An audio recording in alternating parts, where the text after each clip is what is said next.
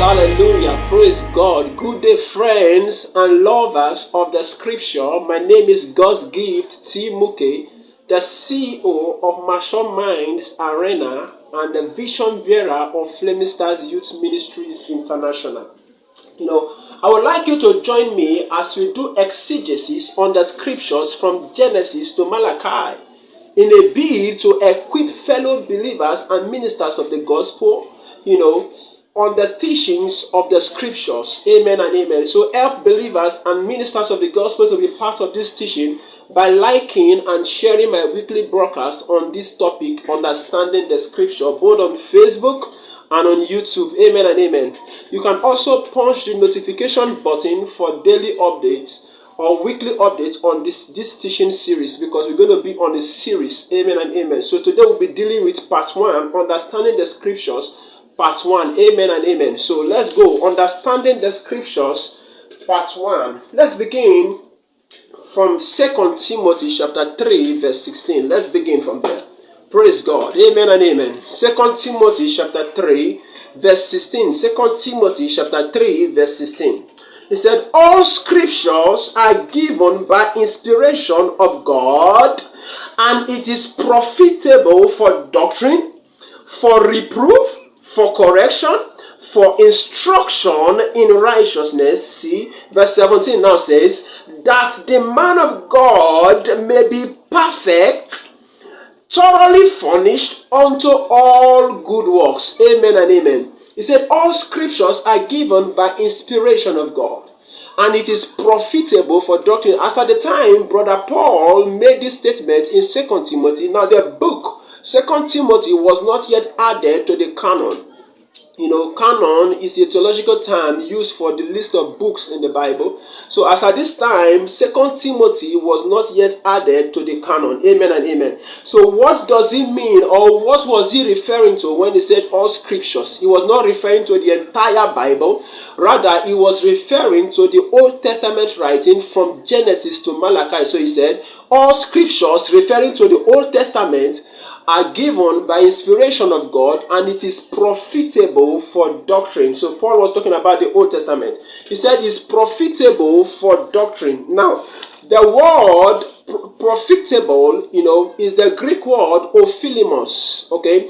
Now, it means helpful or advantageous. So the Old Testament writings, or from Genesis to Malachi, the Old Testament books are profitable, or they are advantageous for doctrine. They are helpful or advantageous, or they are profitable for doctrine. So if you must arrive at doctrine, you must take note of the Old Testament writings, or you must study the Old Testament writings to arrive at doctrine. So the Old Testament books are profitable, they are helpful, they are advantageous for doctrine. Amen and amen. So what is doctrine? What is doctrine? Praise God. So doctrine is gotten from the Greek word didaskalia. It means teaching. So what was Brother Paul saying? What he's saying there is that the Old Testament books are helpful, or they are advantageous for teaching or for learning. Doctrine there refers to teaching or learning. So the Old Testament books, the writings of the Old Testament from Genesis to Malachi, they are helpful, they are advantageous for learning or for teaching. Amen and amen. So both for the students and for the teachers, you are supposed to study the Old Testament and do exegesis on them, because they will help you arrive at doctrine. Amen and amen. So he also said they are profitable for doctrine. Then he said for reproof. Now, in the original, there is no re in that proof. It was not written as reproof. What we have there is proof. And it's the Greek word elenchos. Elenchos. It means for evidence. So the Old Testament books are for evidence.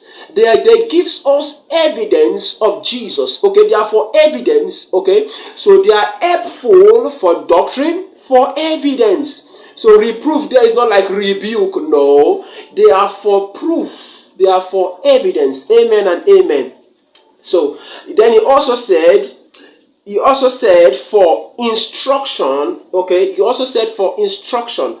And now the instruction there is the Greek word pedia. It means education. So the book called Old Testament, or the Old Testament writing, or the scriptures are helpful for education.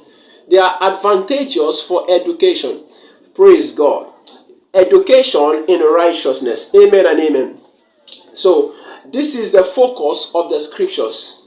What we just said now are the focus of the scriptures for doctrine, for proof, evidence, for instruction in righteousness. Amen and amen. Hallelujah. This is the purpose of the scriptures. The purpose of the scriptures. Okay. Now the scriptures gives us evidence. It gives us proof. It gives us evidence of the nature and the character of God. It gives us evidence of Christ. Amen and amen. Hallelujah. So you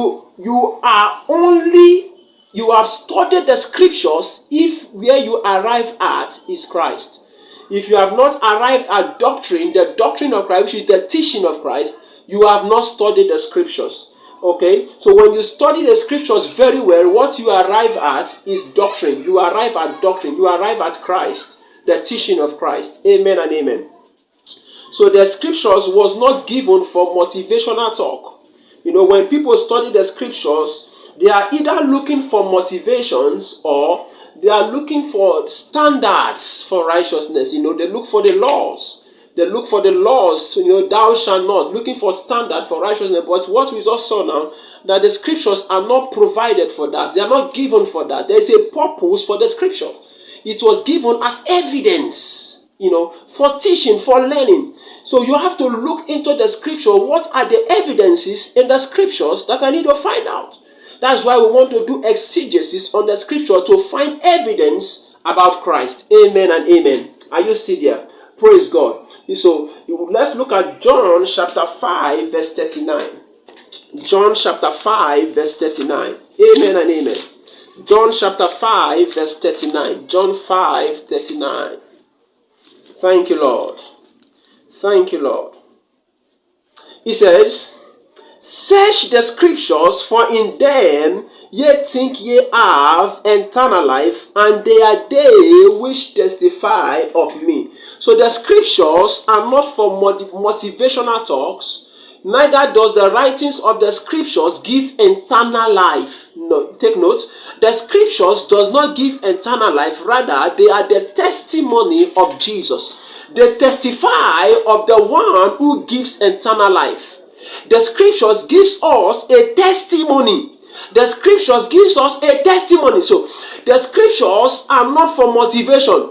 When you read the scriptures and study the scriptures, you will not arrive at David killed Goliath. What you arrive at is Christ, because they are the testimony of Jesus. He said that the scriptures are for the testimony, he said, search the scriptures, for in them, when he says search, that means you have to study.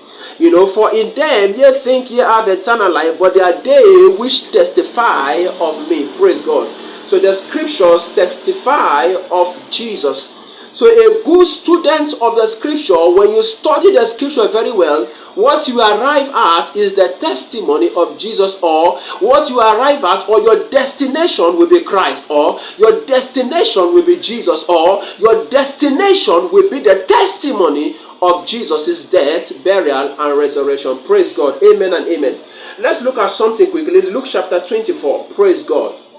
The student of the scripture, when you study the scripture, when you study Jonah, you study Isaiah, you study David, you study Elijah, you study the prophets, you will not arrive at war. You will not arrive at destruction. So you don't use the scriptures to back up your team of programs about destroying people and all of that. You will arrive at Christ. It will be a Christocentric message, because it is centered on Christ. Christ is the message of the scriptures. Amen and amen. Some people think that we that preach the reality of the new covenant, we do not teach the old covenant, but that's not true, because the Old Testament is a testimony of Jesus. Praise God. I said praise God. Hallelujah. So this is what it's designed for. Let's look at Luke chapter 24, verse 25. Luke 24, 25. Amen and amen. Luke 24, 25. Luke 24, 25. Hallelujah.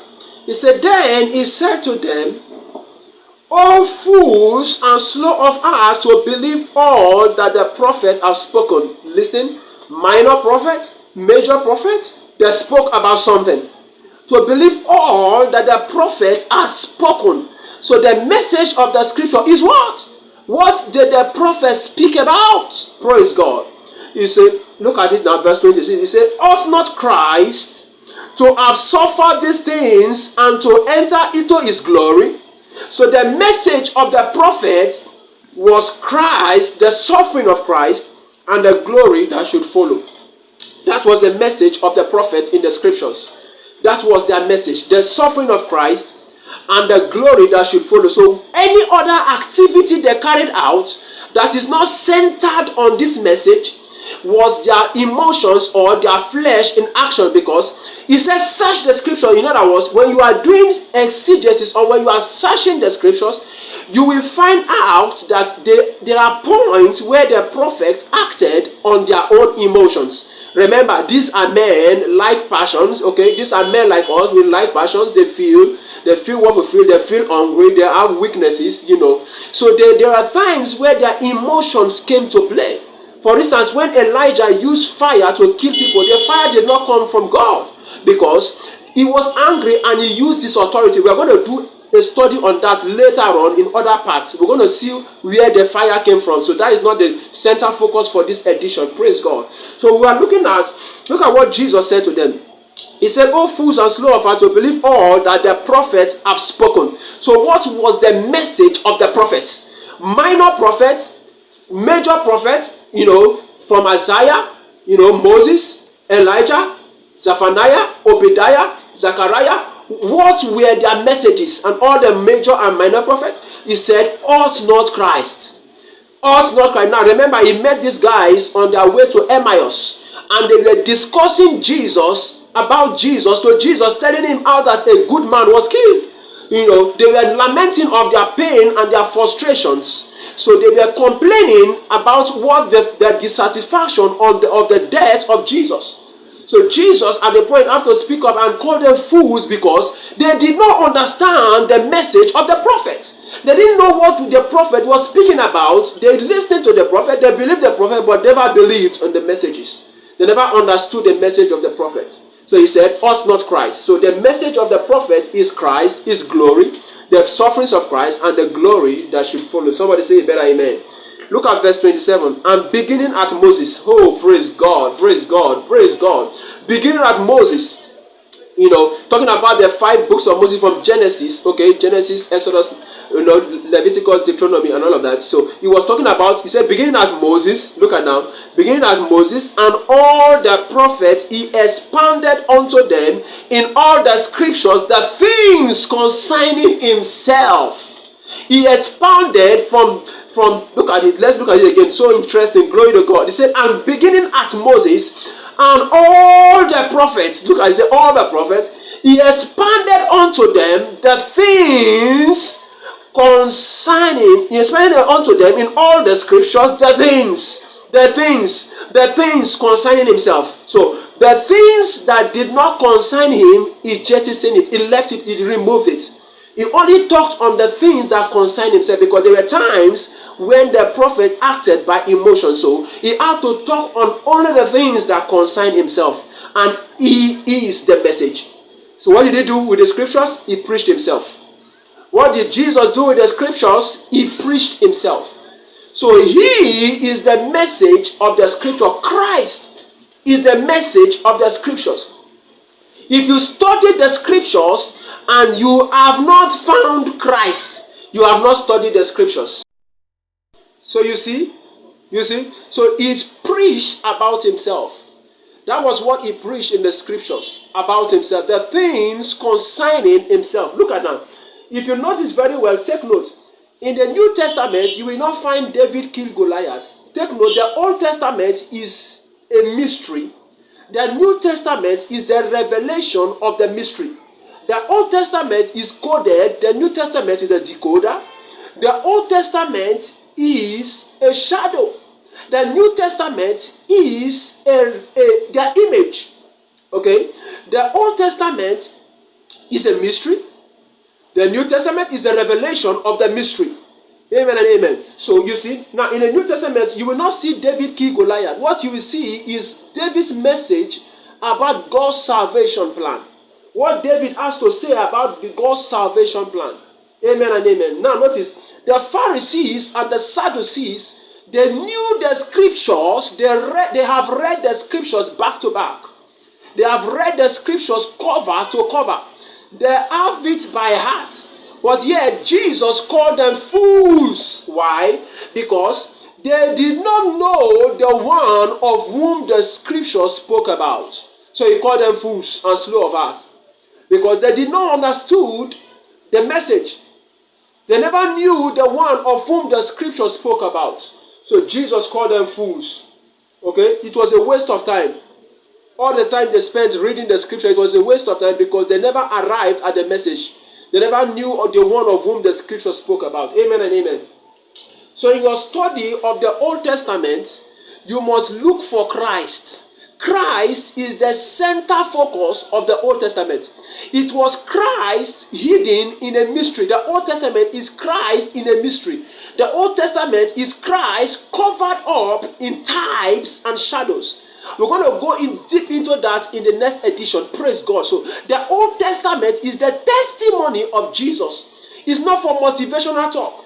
It's not a book where you look for means and things to back up your religious behaviors. The scriptures are the testimony of Jesus. Genesis to Malachi testify of one man, Jesus. Amen and amen. So if you study the scriptures, you must study with the lens of the new, or you must go in search of Christ. When you study the scripture, go in search. In the scriptures, you see the character of God. In the scriptures, you see Christ in a mystery. Amen and amen. And also you see the act of men. You see the emotions of men in play. So you must search the scriptures. You must search the scriptures. So listen, there is a part we're going to go through, and we're going to begin to explain the writings of the prophet, the characters, and everything they acted. You know, we're going to look at Jonah, we're going to look at Noah, we're going to look at Cain and Abel, we're going to look at these characters and bring up the Christocentric message from the drama they were acting. So stay tuned with us, praise God. Again, you must understand the language of the scriptures, okay? You must understand the language of the scriptures. Let's look at Hebrews chapter 1, verse 1. Okay, let's just look at this verse before we call it a day on this edition. Amen and amen. Hebrews chapter 1, verse 1. You must understand the language of the scriptures. Hebrews chapter 1, verse 1. Look at this now.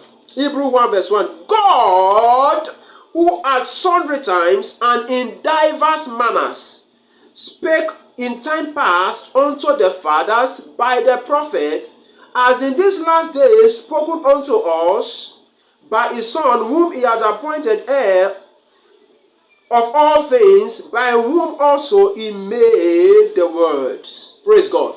So the language of the scriptures is, look at verse 1. Sundry times, diverse manner, spake in time past unto the fathers, as in this time, last days, spoken unto us by the prophets. So the language of the scriptures are in types and shadows. Diverse manners, it means diverse representations. You know, diverse representation. In the Old Testament, there were representations. Things were used to represent Christ. So that is the language of the scripture. The scriptures coded Christ in different manner. Christ was coded. You know, diverse manners, diverse representations. You know, polymeros, polytropos, diverse manners, diverse representations. So things were used to represent Christ. You know, blood at the doorpost of the Israelites, at the lintel of the houses of the Israelites, you know, in Egypt, were not just for form.